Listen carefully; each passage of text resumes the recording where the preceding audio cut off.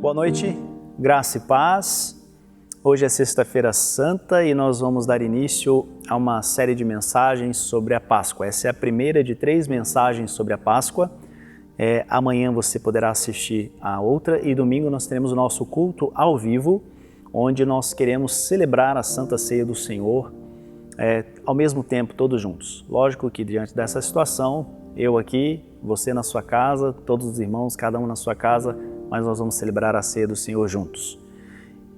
Jesus morreu numa sexta-feira e, de algum modo, a morte de Jesus ocupa o lugar central na sua história, na sua biografia. Se você estudar biografias de pessoas famosas, a morte delas ocupa uma pequena parte apenas desta biografia.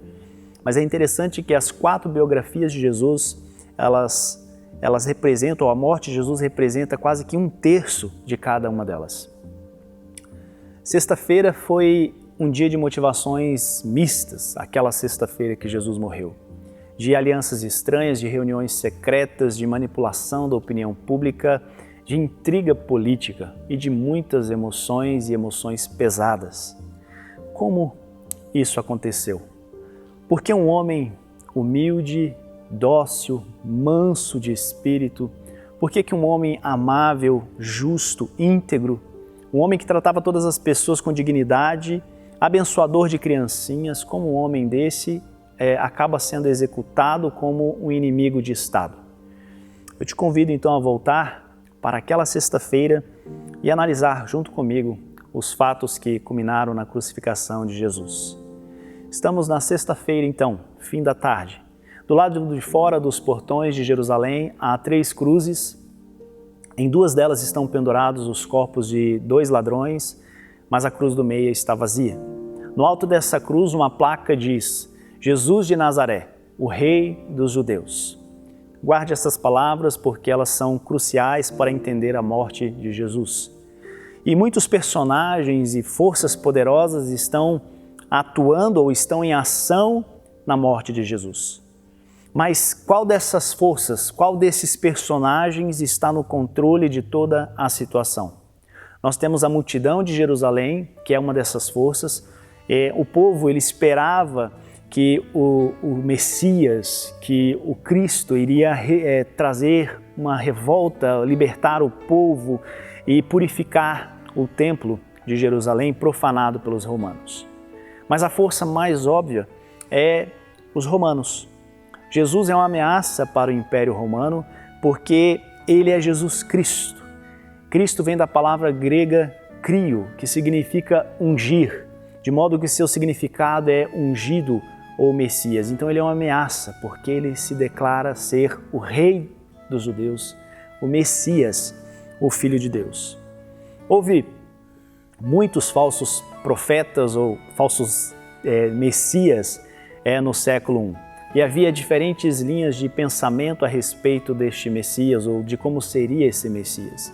Algumas enfatizavam o aspecto profético, outras achavam que ele seria o novo Moisés ou um novo Davi, mas todas as linhas concordavam que ele seria um problema para Roma.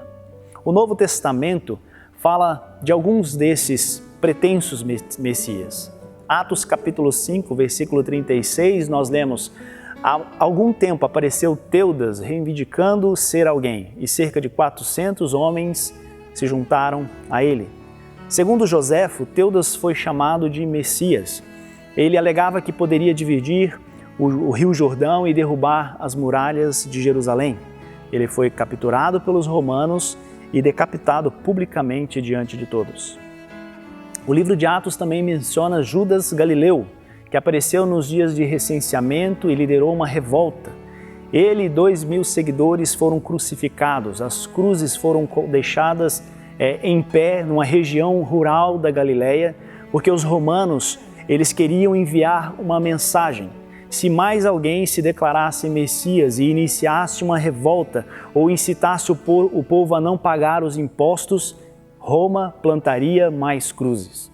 Esse fato ocorreu quando Jesus ainda era criança, quando ele ainda era menino e, portanto, ele deve ter visto as cruzes em que Roma executou os seguidores de Judas, que afirmava ser o Messias. Contudo, como saber quem é o verdadeiro Messias. Sabe-se que houve pelo menos 18 candidatos a Messias na época de Jesus, e todos tiveram o mesmo destino. Esses pretensos Messias e seus seguidores às vezes saqueavam os arsenais ou os palácios romanos em Israel, e aos olhos de Roma eles eram todos ladrões. Eram decapitados ou crucificados pelos romanos a fim de enviar sempre uma mensagem para o povo. Jesus também foi crucificado, mas ele, diferente desses outros homens, não foi considerado um ladrão. Ele não incentivou as pessoas a não pagar impostos a César. Ele não alegava fazer ou que podia fazer milagres. Jesus fez milagres. Ele não era o tipo de rei messiânico, líder militar que o povo estava procurando. Ele não fez o que o povo esperava dele, mas ele fez o que as Escrituras diziam que o verdadeiro Messias faria. Jesus anunciou um novo reino, demonstrou grande poder e autoridade, realizou inúmeros milagres, ensinou de uma forma que deixou a todos maravilhados. E ele, por incrível que pareça, rejeitou deliberadamente toda tentativa do povo de proclamá-lo rei. Ele se recusou a levantar um só dedo contra Roma, mas então por que este homem terminou acima ou pregado numa cruz? Vamos retroceder um pouco mais. Agora, até o momento que Jesus é levado à presença de Pilatos. Estamos na manhã de sexta-feira. O papel de Pilatos é muitas vezes resumido apenas ao lavar das mãos, mas o seu trabalho é uma enorme dor de cabeça. Pilatos precisa refrear os zelotes e o seu movimento de resistência. Ele precisa frear os fariseus nacionalistas e os essênios isolacionistas. Para isso, ele precisa da cooperação dos sacerdotes, mas ele precisava manter certa distância dos sacerdotes para que a população respeitasse e aceitasse a autoridade desses homens. Ele estava num lugar perigoso e, como governador, ele tinha que ser um homem perigoso. Um escritor da antiguidade, de nome Filon, registrou que o governo de Pilatos foi marcado por suborno, insultos, roubos, imensa crueldade, execuções sumárias e um temperamento vingativo. Você lê na palavra de Deus que ele executou alguns galileus e misturou o seu sangue lá no templo. Ele tirou ou furtou o dinheiro do templo para construir um arqueduto. É diante deste homem que os chefes dos sacerdotes trouxeram Jesus, e eles fizeram isso de forma muito cuidadosa e bem planejada, porque eles precisavam apresentar uma acusação que fosse plausível. Então, diante de Pilatos, eles dizem: encontramos este homem subvertendo a nação, ele proíbe o pagamento do imposto a César, o que Jesus nunca fez, e ele se declara ele mesmo, Cristo, um rei. Pilatos, inicialmente, ele resiste às acusações, não porque ele tem simpatia por Jesus, mas porque ele sempre contrariava os chefes dos sacerdotes. Era uma estratégia política para não torná-los mais fortes. Então, também como estratégia política, ele tenta jogar o problema para Herodes, que não morde a isca, devolve Jesus para ele, e em sua última estratégia, Pilatos então apela para o costume daquela época, daquele momento que eles estavam, que era de soltar um prisioneiro. E ele deixa com que a multidão escolhesse entre o inofensivo Jesus ou a Barrabás. João usa a palavra lestes, a mesma palavra grega usada para denominar os seguidores dos pretensos messias que saqueavam os arsenais e os palácios em Israel. Barrabás poderia ser considerado então pela multidão como um patriota que lutava pela libertação de Israel. Ele e poderia ter sido realmente um assassino, mas um assassino que estava pronto para lutar contra os romanos. E isso cativava o povo. Melhor libertar Barrabás, um assassino pronto para lutar, do que o passivo Jesus. Então Pilatos faz aquilo que é o ato que todos nós conhecemos, que é lavar as suas mãos.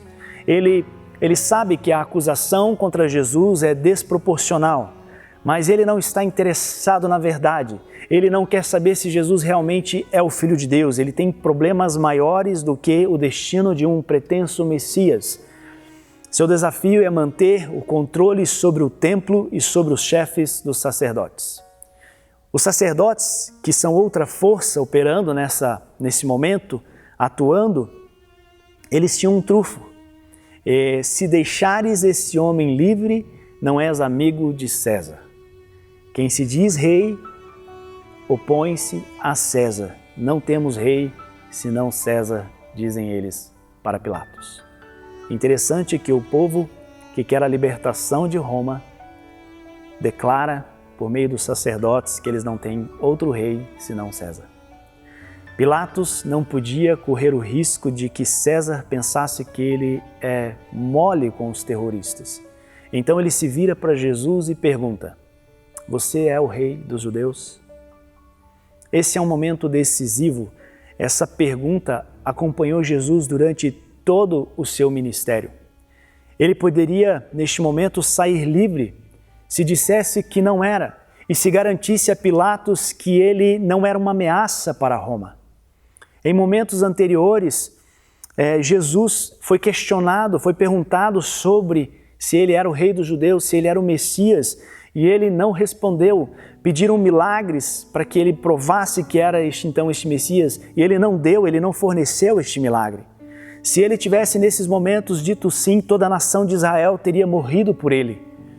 No domingo de Ramos, Jesus teve a melhor oportunidade para fazer isso, mas não fez.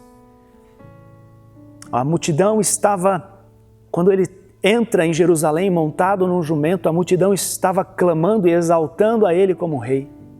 Mas agora, diante de Pilatos, quando não há multidão do seu lado, onde todos foram manipulados para ficar contra ele, Jesus diz: sim, eu sou. E é lógico que Pilatos, preocupado com a sua carreira, com a segurança pública, usa de manobra política e seguindo seus instintos de sobrevivência, então declara a sentença de Jesus.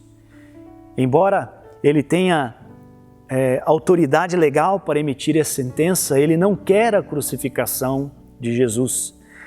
O que nos leva de volta à pergunta: se Pilatos não quer a crucificação de Jesus, quem está controlando a situação? Aí nós precisamos retroceder um pouco mais. Precisamos ir para um pouco antes da aurora nesta sexta-feira. As pessoas não paravam de falar de Jesus. Os fariseus e os chefes dos sacerdotes se reuniram e um deles disse: aí está esse homem realizando sinais miraculosos. Se deixarmos, todos crerão nele. E aí vem à tona a principal preocupação dos sacerdotes. Então os romanos virão e tirarão tanto o nosso lugar como a nossa nação. Este não era um medo infundado.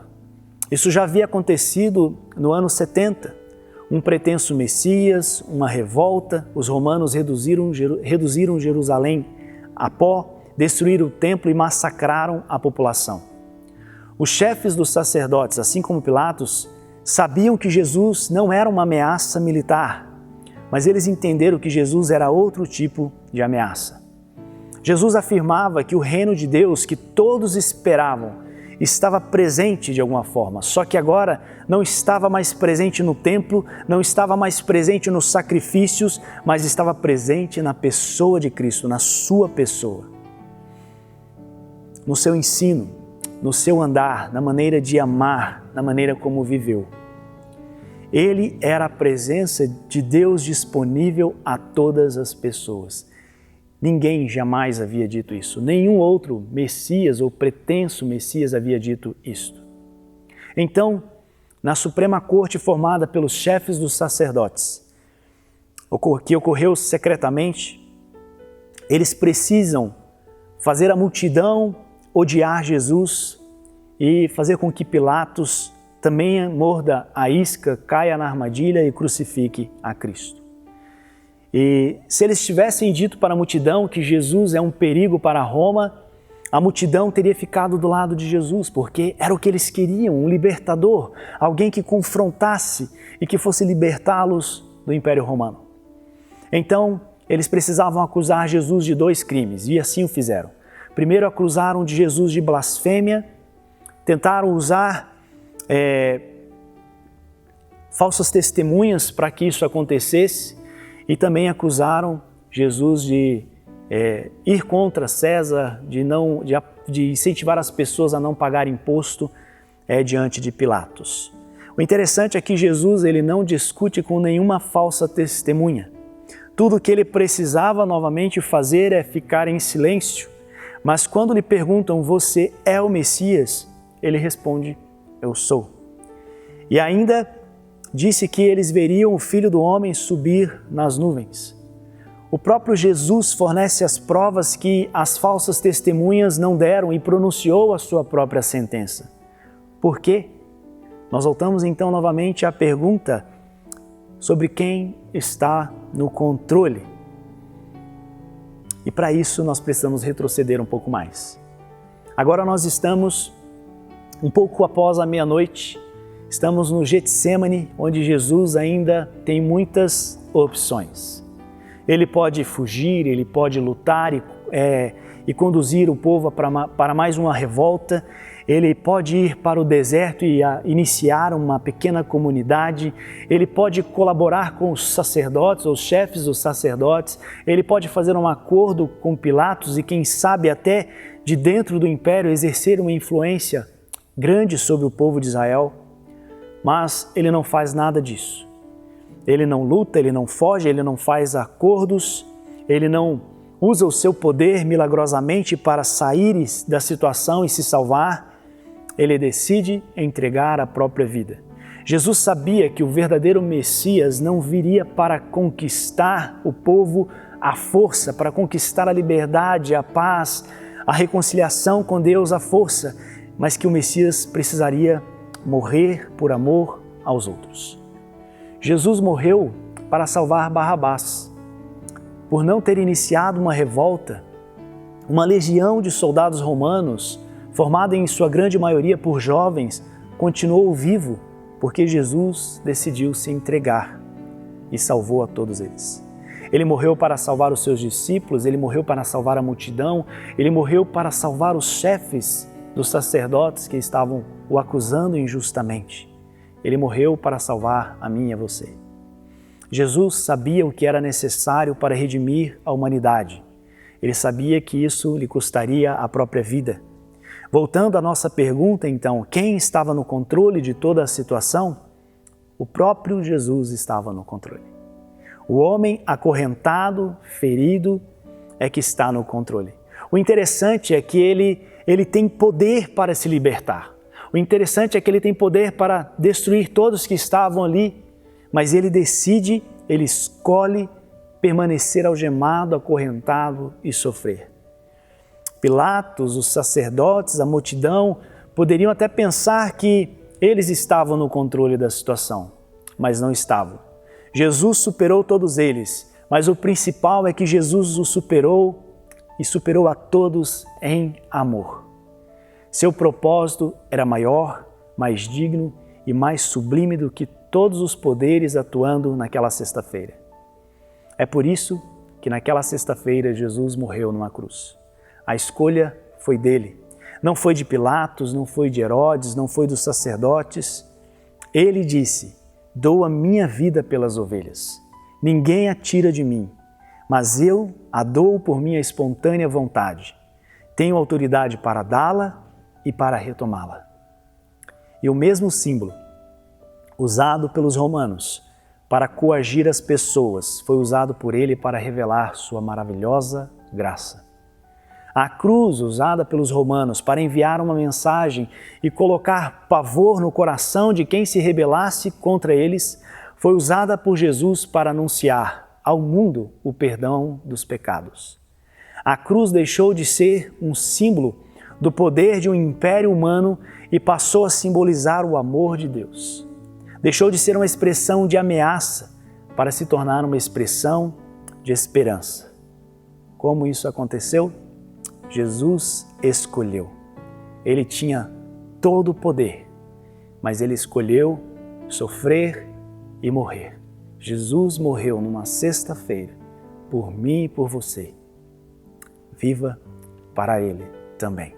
É só o que Ele está te pedindo. Nós estamos nessa época, nessa crise, e foi muito interessante que nos disseram, né? Várias vezes eu ouvi essa frase: seus pais lutaram nas guerras, seus avós, né? Passaram por tantas coisas. Tudo o que estão te pedindo é para ficar em casa. Jesus já fez a parte mais difícil. Ele já se ofereceu em sacrifício, Ele já morreu por você. Tudo que você precisa fazer agora é viver para Ele. Que Deus te abençoe, tenha uma ótima Páscoa, um ótimo final de semana, e sábado temos a sequência dessa mensagem. Vamos falar sobre o sábado, um dia que foi usado talvez para digerir tudo o que aconteceu na sexta-feira. Deus abençoe você, nos vemos no sábado. Em nome de Jesus, que sua família seja abençoada. Um abraço.